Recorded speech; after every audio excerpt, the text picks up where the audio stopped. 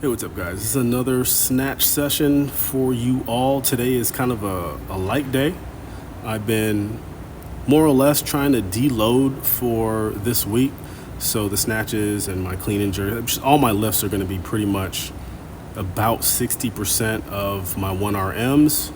And so hopefully that can give my body enough time to pull itself together, man, so I can start continuing along on this cycle that I've been doing, and I have 5 more weeks left in this cycle. But anywho, this is my snatches for today. I wanted to do some muscle snatches into overhead squats, and I do believe I worked up into doing a muscle snatch into a hang power or a high hang power, and then into just a regular hang squat clean or or squat snatch.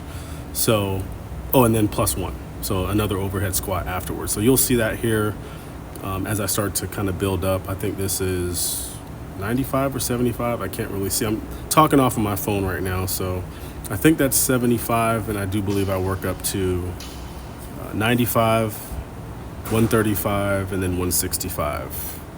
So like I said, man, not too much weight for today's session. Today I was focusing on the hips, making sure that my hips were kind of set back on the second pull as I was pulling through the second pull, making sure those hips were like really set back so that I have enough time in space and time in order to actually apply force into the barbell. I noticed like when I would do my second pulls, my hips would already be kind of set, not necessarily forward, but not necessarily back either. In case you're wondering like what I mean by back, all I mean is like my lower thoracic or my lower spine had that curve in it so that my hips were more or less tilted forward, kind of like if you imagine a coffee cup or just any cup really with drink in it or any type of fluid in it. And imagine if your hips was that cup, right? And you just kind of tip it forward to spill a little bit out the front. And so I'm just imagining my hips as a cup as I'm pulling through the second pull, and I'm trying to like slowly pour out drink or whatever out of the cup.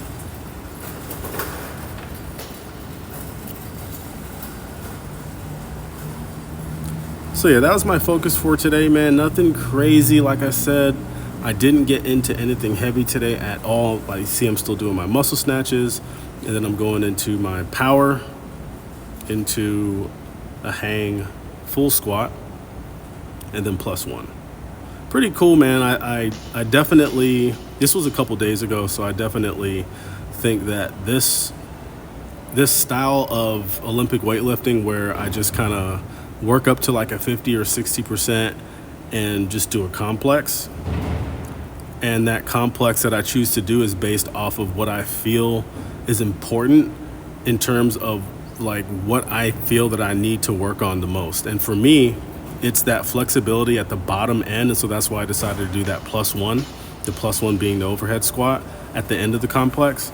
And then also coupled with the fact that I really need to make sure my hips are going through the full range of motion as I approach the top end of the second pull.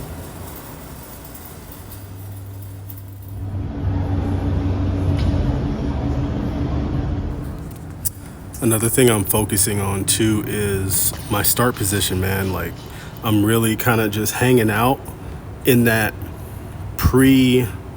what would it be called? Like the pre-position before my start position. I'm kind of just hanging out in that position, getting tight, like just really feeling what it feels like to take all of the slack out of my drivetrain before I start pulling. I know like many of us have heard that like a million times before, but a lot of us, or just me included, like I really don't take the time to really pause in that start position when all of the slack is out of my hips, out of my shoulders especially. Like I really been focusing on not just taking all of the slack out of my hips so that my hamstrings and glutes are tight, but also like kind of flexing my traps in the down position so that all of the slack is completely out of my shoulders and neck, so that when I start pulling, it's not like loose, right? As soon as I start pulling, like actively pulling the weight off the ground, like literally the barbell just starts to leave the ground, and it's not like I'm having to go through just like that inch or two of slack that's in my shoulders or in my hips because I wasn't like properly preloading. So that was it, man. Like I said, nothing heavy. It was really kind of a technique day. I really like taking the time out to use my deloading sessions as a technique session, right? Just like a session where I can really hyper focus on just some of the key aspects of Olympic weightlifting that I don't tend to really put 100% focus into when I'm trying to like, do a 95% or do a 93% of my lift. I mean, really, if we're being honest, like if you're trying to go for 95%, a little bit of your technique gets shaved off, even if it's just a little bit. It's not at 100%. And so, like I said, man, the deloading sessions really give me a time to like go 110%, or just like I said, just hyper focus on those areas of interest where I feel like I'm slacking off in my technique. And so I felt like I just needed to do some kind of accessory work today with the barbell, and so I decided to do some up downs on the curls with just the barbell, so 45 pounds. And I started off by doing just the bottom end, so like from the bottom to the middle part of the curl, and then I would go down back to the bottom, so basically just half of the bottom rep, and then I would do like half of the top rep. And I think I was doing like sets of 6s or 7s or something like that. And then after I did 6 of the top of the bicep curl rep, I would do like the full rep, right? And I was able to, for the full rep, I was allowing myself to be able to like swing my body a little bit, because at that point my biceps were already pretty much toast. And so just allowing myself that ability to swing just a little bit gave me the opportunity to really like burn out my buys. So I mean, biceps are pretty cool accessories for the buys. It helps, at least for me, it feels like it helps me to be able to really activate a little bit of arm pull while I'm doing my snatches and cleans on the pull part of those two lifts. And so for me, it seems like, to me, bicep curls aren't necessarily 100% unusable for Olympic weightlifting. I don't think that it's 100% necessary either, but I think for me, I do feel a little bit of an advantage if my arms are a little bit strong or whatever. I don't know, whatever you want to call it, man. It just feels like bicep curls are an advantage towards Olympic weightlifting. After that, I just decided to do some benching.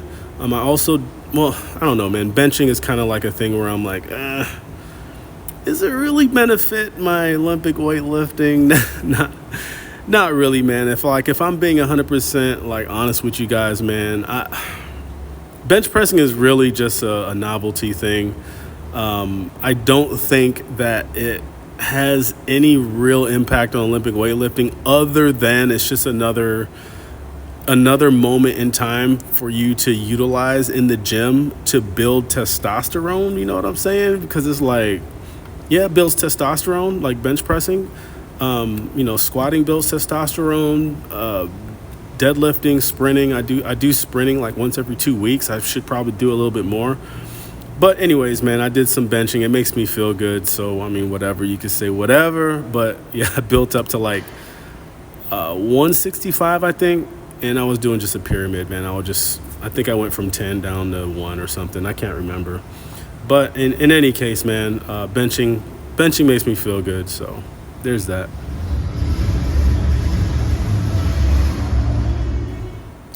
So, I mean, I think it would be cool if I could get a 315 bench. I mean, I think that could kind of correlate to a push press, which could kind of relate to a jerk. I don't know, man.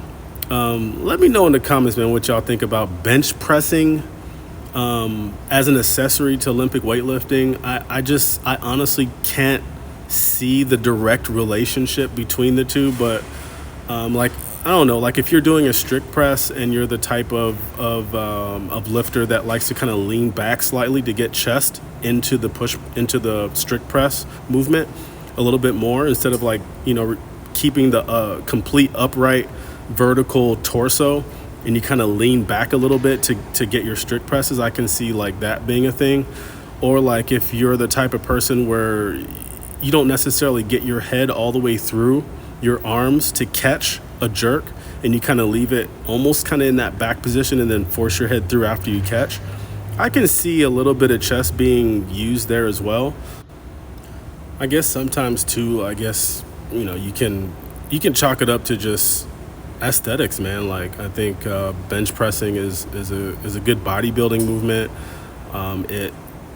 It allows you to kind of balance your legs and your top half, because I know like Olympic weightlifters, we tend to like really squat a lot and do a lot of back stuff, like lower back stuff and just quad heavy work. And benching just kind of helps build a little bit more chest so you don't look so bottom heavy. I don't know. Anyways, at the end, I kind of just did a little burnout session with some push-ups, and that was it, man. I just really just kept doing push-ups until I couldn't do push-ups anymore. I tend to do this at the end of a really good benching session. And so, yeah, man, I really highly recommend like doing a burnout session on really any movements that you do in terms of like accessories. Like when I do my quads, I tend to do like a really heavy burnout session on my quads. When I do bands, I like burn out on my quads when I do bands. And so, yeah, man, that's it. I'll see y'all in the next one, man. Peace.